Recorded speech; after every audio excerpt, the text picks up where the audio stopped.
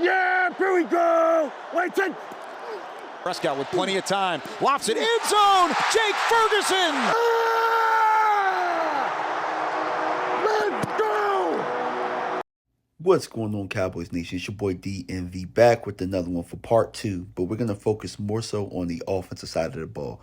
So I want to go into depth and show you some of the concepts that the Cowboys can do. And honestly, I think that the 49ers watched the Cowboys tape and what the Cowboys were able to do and really just took it to another level. So we're going to dive into that. I'm going to show you what San Fran did. I'm going to show you what Dallas did or things that Dallas can do to Philadelphia with what they have out there. So let's get into the footage and you'll see exactly what it is that I was trying to point out in my last video, but you'll have some Dallas clips to go along with that. So it'll make it a lot easier to follow what I'm saying.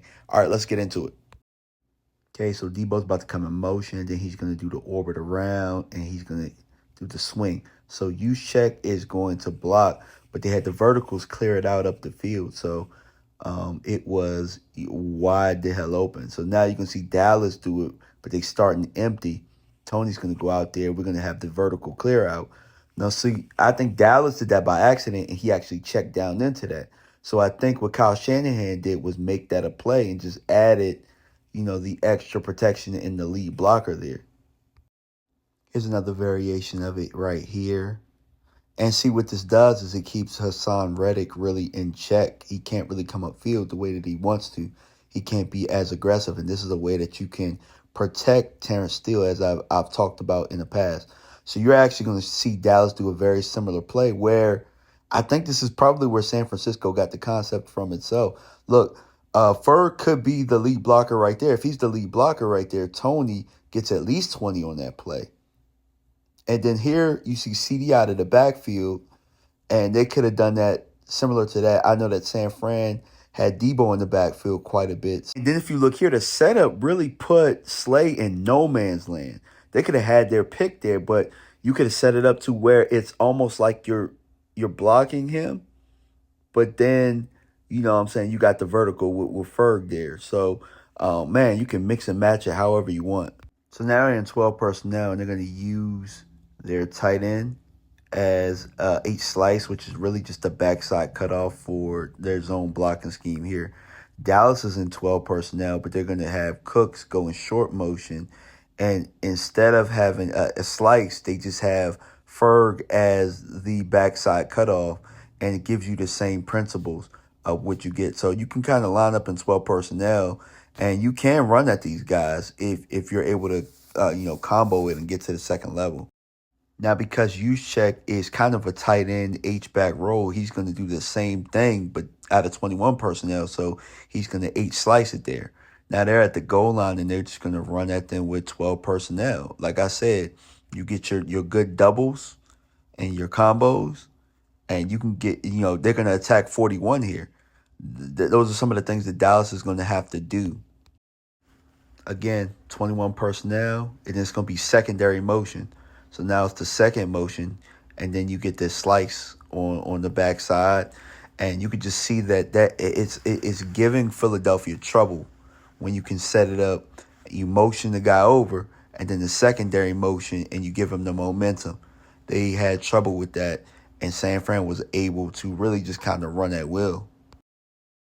San Fran did an excellent job using the running back push motion to open up the middle of the field. Here they're going to be able to dissect them in man coverage.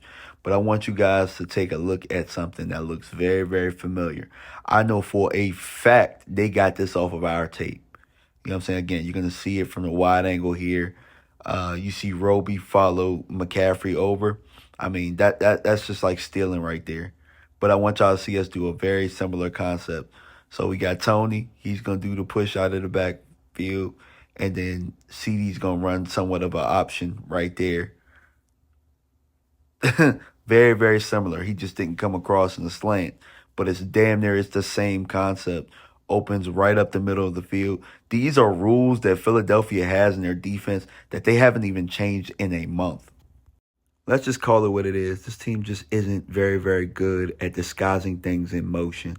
And we just need to take advantage of it. Here, we're just going to use Ferg, to hold them off with a vert.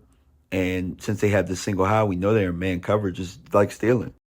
And in this motion, CD brings them over, and it's just a numbers game. They don't have enough to really respect the run and be able to get over and guard Ferg in the flats here.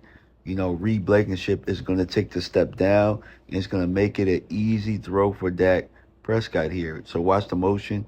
It's going to bring them over. They're going to shift over. Reed's going to come down. And watch this. As he steps down, easy peasy.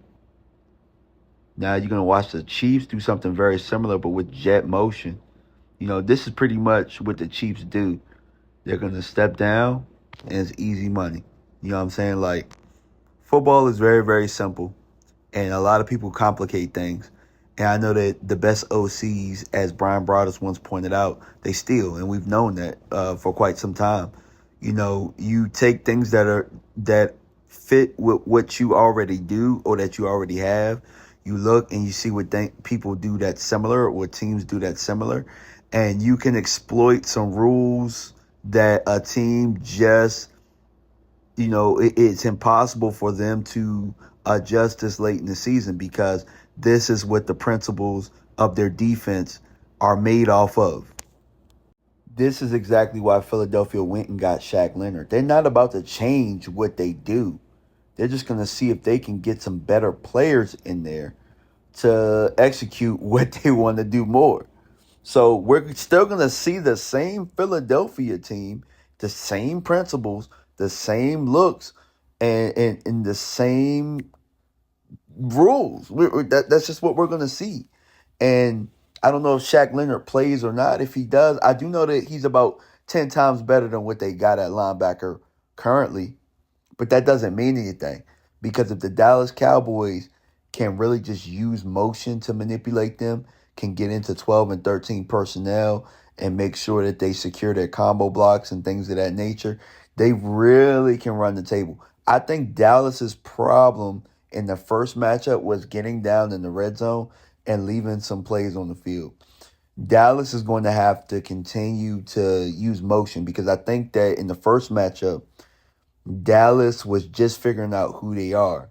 They still were kind of stale. They still were doing a lot of the short stuff, not so much of the vertical concepts, not so much motion. It still was a baby version of what this offense is now.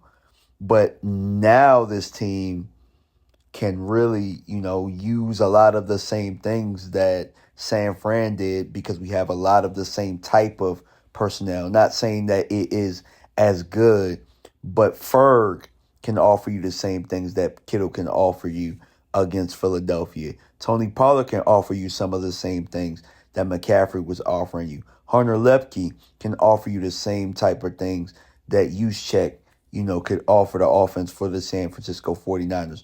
Dak Prescott can offer you the same quick reads, but I think Dak is a lot more mobile. So Dak using his legs is a big advantage in this matchup.